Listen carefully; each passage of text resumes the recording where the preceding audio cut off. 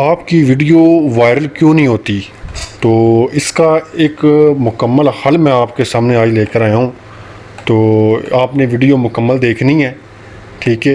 तो उसमें मैं आपको बताऊंगा कि आपकी जो वीडियो लगाने का तरीक़ाकार है, ठीक है, वो भी ठीक होता है, सारा कुछ ठीक होता है, लेकिन आपको थंबनेल लगाना नहीं आता। आपका जो थंबनेल होता है वो क्रिएटिव नहीं होता। तो उस हवाले से मैं आपको थंबनेल बनाना सिखाऊंगा कि किस तरह आप एक क्रिएटिव थंबनेल बना सकते हैं।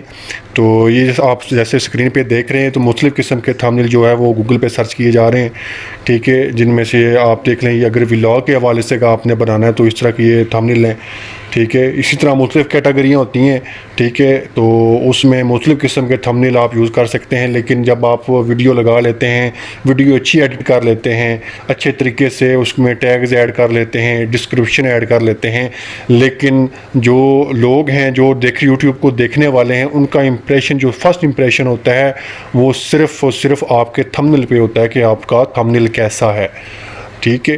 तो उसके हवाले से मैं आपको वीडियो लेकर अभी आपको मैं बनाना सिखाऊंगा, ठीक है। मुकम्मल तरीका कर आपको 2 थंबनेल बनाऊंगा आपके सामने। तो आपने ये मुकम्मल तरीका देखना है। तो आइए आप शुरू करते हैं।